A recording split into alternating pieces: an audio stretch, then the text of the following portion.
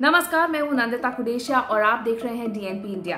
कन्हैया कुमार को राष्ट्रीय स्तर पर एक तेज तर्रार कम्युनिस्ट नेता की तरह देखा जाता है। उन्हें एक तार्किक नेता भी माना जाता है। प्रधानमंत्री नरेंद्र मोदी को जवाब देने और जेएनयू की वजह से वो चर्चा में आए थे।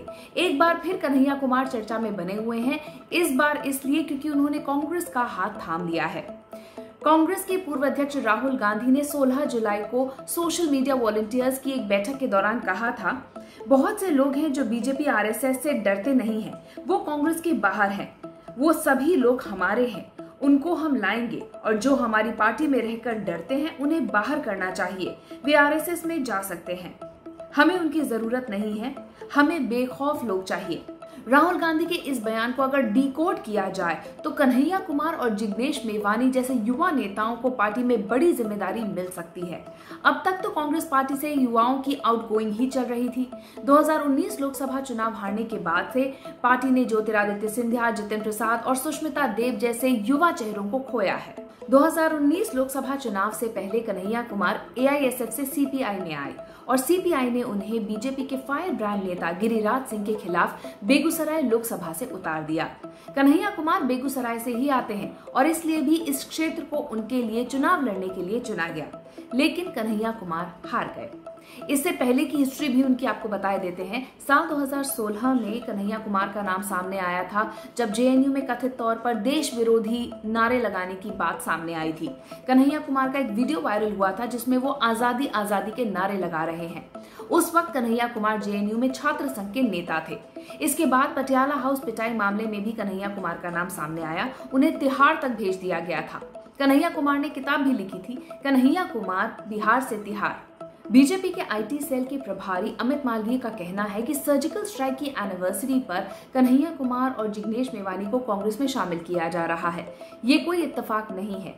भारत तोड़ो फोर्स के साथ हाथ मिलाना अब कांग्रेस का मकसद ही बन गया है।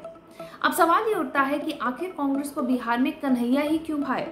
जगन्नाथ मिश्र के हाथ से सत्ता जाने के बाद उनके कद का कोई भी नेता कांग्रेस के पास मौजूद नहीं था। लालू यादव ने जितनी भी सीटें चाही, कांग्रेस के गठबंधन में उतनी उन्हें मिलती रही। तारिक अनवर, शकील अहमद, अनिल शर्मा और राम जतन सिन्हा जैसे नेता मौजूद थे, लेकिन बिहार में कांग्रेस की स्थिति बदतर ही होती जा रही थी।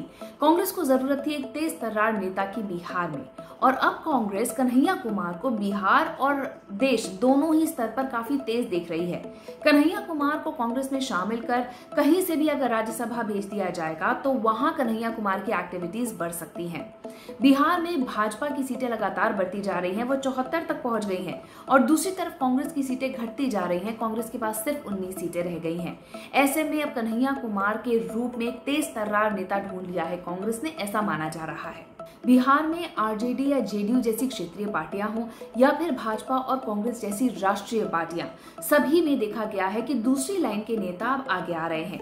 आरजेडी की कमान पहले ही तेजस्वी यादव संभाल चुके हैं। लोक जनशक्ति पार्टी का नेतृत्व भी चिराग पासवान कर रहे हैं। जेडीयू के नीतीश कुमार ये कह चुके हैं कि अगला चुनाव वो नहीं लड़ेंगे। इधर भाजपा ने भी सुशील मोदी को मुख्य जिम्मेदारी से हटाकर संकेत साफ कर दिए हैं। अब ऐसे में कांग्रेस के पास ऐसा कोई युवा चेहरा नहीं था जो कि लंबी रेस का घोड़ा साबित हो सके। कांग्रेस को कन्हैया कुमार में संभावनाएं दिख रही हैं। उन्हें लगता है कि कन्हैया राज्य स्तर पर पार्टी को मजबूत बना सकते हैं। बिहार में कांग्रेस को कन्हैया कुमार की जितनी जरूरत है, कन्हैया को भी कांग्रेस की उतनी ही जरूरत है। अब एक एंगल ये भी है कि तेजस्वी यादव ने कभी कन्हैया कुमार को पसंद नहीं किया, जब भी मौका मिला उनसे दूरी ही बनाए रखी। इसका सबसे बड़ा उदाहरण है बेगूसराय का लोकसभा चुनाव। आरजेडी और सीपीआई ने ये चुनाव गठबंधन में लड़ा था। सीपीआई ने पहले ही कन्हैया कुमार को बेगूसराय से लड़ाने का ऐलान कर दिया। वो लगातार दौरे भी कर रहे थे, लेकिन तेजस्वी यादव ने कन्हैया कुमार के लिए बेगूसराय की सीट नहीं छोड़ी। आरजेडी ने अपने उम्मीदवार तनवीर हसन को बेगूसराय से चुनाव लड़वाया और इस पूरे मुकाबले को त्रिकोणीय बना दिया। इसका नतीजा ये हुआ कि कन्हैया कुमार बीजेपी के फायर ब्रांड नेता गिरिराज सिंह से 4,22,000 वोटों के बड़े अंतर से हार गए। अब जिग्नेश मेवानी की बात करते हैं। जिग्नेश मेवानी गुजरात में कई आंदोलनों में बड़ी भीड़ इकट्ठा कर दलित राजनीति में युवा चेहरे के तौर पर सामने निकल कर आए हैं। जिग्नेश मेवानी गुजरात के बड़गांव से निर्दलीय विधायक हैं। माना जाता है कि 2017 में जिग्नेश की जीत के पीछे कांग्रेस का एक बहुत बड़ा हाथ था, क्योंकि कांग्रेस ने उनके खिलाफ अपना कोई उम्मीदवार नहीं उतारा था। अब कांग्रेस जिग्नेश मेवानी और पाटीदार नेता हार्दिक पटेल के सहारे गुजरात में अगले साल होने वाले विधानसभा चुनाव में बढ़त हासिल करने की कोशिश करेगी। माना जा रहा है कि कन्हैया और जिग्नेश की प्राथमिकता युवाओं को कांग्रेस से जोड़ने की होगी और साथ ही राहुल गांधी को नरेंद्र मोदी के विकल्प के तौर पे प्रस्तुत करने की भी होगी। बताया जा रहा है कि राहुल गांधी आरएसएस और भाजपा की विचारधारा के विरोध में प्रमुखता से बोलने वाले कन्हैया और जिग्नेश से काफी ज्यादा प्रभावित हैं। कांग्रेस के रणनीतिकारों को लगता है कि कन्हैया और जिग्नेश को साथ लाकर मोदी विरोध की राजनीति में कांग्रेस को थोड़ा और बल मिलेगा। साथ ही इन दोनों के जरिए युवाओं में ये संदेश पहुंचाने की कोशिश भी की जाएगी कि राहुल गांधी प्रधानमंत्री नरेंद्र मोदी का एक विकल्प हो सकते हैं, जिनके पास युवा सोच और युवा जोश मौजूद है। हाल के समय में भी कांग्रेस में कई ऐसे नेता हैं जो पार्टी से नाराज चल रहे हैं। अब ऐसे में कन्हैया और जिग्नेश के पार्टी में आने के बाद स्थिति कैसी बदलती है, ये देखना काफी दिलचस्प होगा। हमारी इस रिपोर्ट के बारे में आपकी क्या राय है, कमेंट सेक्शन में जरूर लिखिएगा।